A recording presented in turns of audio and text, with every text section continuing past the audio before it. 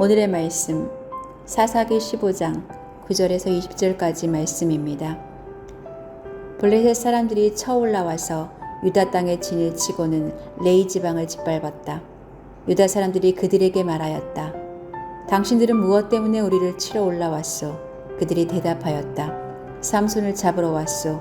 삼손이 우리에게 한 대로 우리도 그에게 갚아주겠소. 그래서 유다 사람 3,000명이 에단바위 동굴에 내려가서 삼손에게 말하였다. 블레셋 사람들이 우리를 지배하고 있다는 것을 당신은 잘 알고 있지 않소. 그런데 당신이 어찌하여 우리에게 이런 일이 미치게 하오? 삼손이 그들에게 대답하였다. 그들이 나에게 한 대로 나도 그들에게 갚아주었을 뿐이요. 그러자 그들이 삼손에게 말하였다. 우리는 당신을 묶어 블레셋 사람들에게 넘겨주려고 왔소. 삼손이 그들에게 말하였다. 그렇다면 나를 죽이지 않겠다고 맹세하시오. 그들은 삼손에게 다짐하였다. 결코 죽이지 않겠소. 우리는 당신을 묶어서 그들에게 넘겨만 주겠소. 결코 우리가 당신을 죽이지는 않겠소. 그리고 그들은 새 밧줄 2개로 그를 묶어서 바위 동굴에서 데리고 나왔다. 삼손이 레이에 이르자 블레셋 사람들이 마주 나오며 그에게 소리를 질렀다. 그때 주님의 영이 그에게 세차게 내리니 그의 팔을 동여매었던 밧줄이 불에 탄 사물하기 같이 되어서 팔에서 맥없이 끊어져 나갔다. 마치 삼손은 싱싱한 당나귀 턱뼈 하나가 있는 것을 보고 그것을 손에 집어들고 블레셋 사람을 1,000명이나 쳐 죽이고 나서 이렇게 외쳤다. 나귀 턱뼈 하나로 죽음을 무더기로 쌓았다. 나귀 턱뼈 하나로 1,000명이나 쳐 죽였다.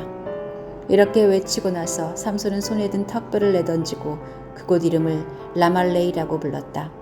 삼손은 목이 너무 말라서 주님께 부르짖었다. 주님께서 친히 이 크나큰 승리를 주님의 종의 손에 허락하셨습니다. 그런데 이제 제가 목에 타서 저 할례받지 못한 자들의 손에 붙잡혀 죽어야 하겠습니까? 하나님이 레이에 있는 한 우묵한 곳을 터지게 하시니 그곳에서 물이 솟아나왔다. 삼손이 그 물을 마시자 제정신이 들어 기운을 차렸다. 그래서 그 샘 이름을 에나꼬레라고 하였는데 오늘까지도 레이에 있다. 삼손은 블레셋 사람들이 다스리던 시대에 20년 동안 이스라엘의 사사로 있었다.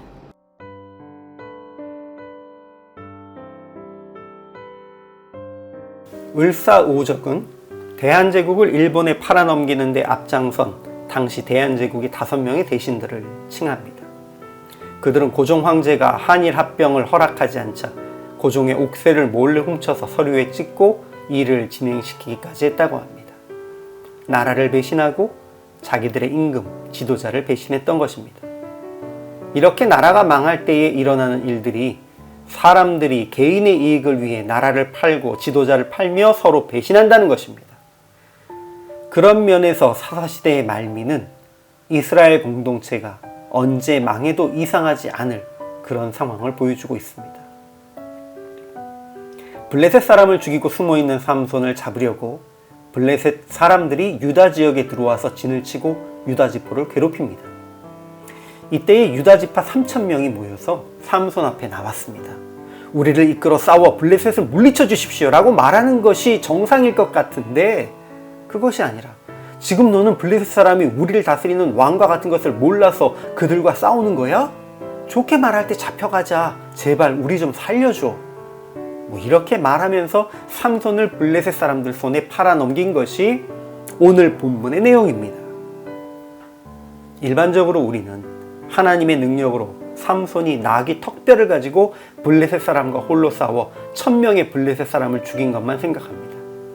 그런데 1,000명이 죽었으면 도망한 사람을 다 합쳐도 3,000명은 안 되었을 것 같습니다. 그렇다면 유다지파 3,000명이 삼손과 함께 싸웠다면 어땠을까요?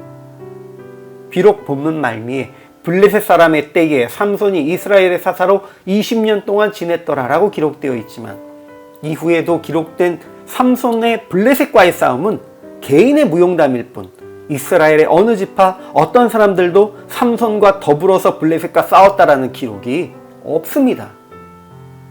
그만큼 삼손은 아무도 그를 따르는 이가 없는 그런 가운데에 철저히 홀로 이스라엘의 사사라는 이름만 감당했다는 것입니다. 어제까지 본문에서는 삼손의 부정함과 자기 마음대로 행하는 망나니와 같은 행동 속에서도 하나님께서 그를 통해 큰 승리를 계획하여 가신 것에 대해 묵상했습니다. 하나님의 계획의 그 결과가 오늘 블레셋 사람 1000명을 죽이는 큰 승리로 나타났습니다. 그렇지만 여기서 우리는 하나님과 하나님이 세우신 사사마저도 배신하고 적의 손에 넘긴 이스라엘 백성의 배반과 그런 가운데서 철저히 홀로 싸운 삼손을 목도했습니다. 이와 같이 삼손의 시대는 사사도 백성들도 이미 자기 소견에 옳은 대로 행동하는 혼란의 시기였다는 것입니다. 그런데 지금 우리는 어떠한가요? 우리는 교회 안에 있고 하나님의 성도라고 하면서 성경에 기록된 하나님의 정의를 너무 이상적이라고 치부하고 세속적 가치에 물든 기준으로 살고 그런 기준이 맞는 것이라고 자녀들에게 가르치고 있는 것은 아닌가요? 하나님을 주인으로 섬긴다는 우리가 정말 하나님을 주인으로 섬기지 않고 사실은 세상의 물질과 권력이 우리를 다스리는 줄 모릅니까? 왜 현실을 그렇게 무시합니까? 라고 말하는 그런 종류의 신자가 되어 있는 것은 아닌가요? 이 시대에 우리가 당면하고 있는 이 모든 총체적인 문제를 해결하기 위해 우리 모두가 회개하여야 합니다. 그리고 영적 지도자들과 하나님의 백성이 다시 한번 마음을 모아 주의 뜻이 이 땅에 이루어지도록, 주의 정의가 이 땅에 이루어지도록 불의한 블레셋과 같이 이 시대의 사람들 가치관과 싸워 나아감으로 흔들리는 하나님의 나라를 다시 세워야 할 것입니다.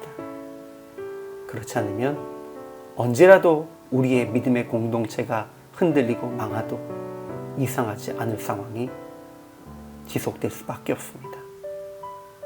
다시 한번 주님 앞에 회개하고 돌이키는 우리가 될 수 있기를 소망합니다.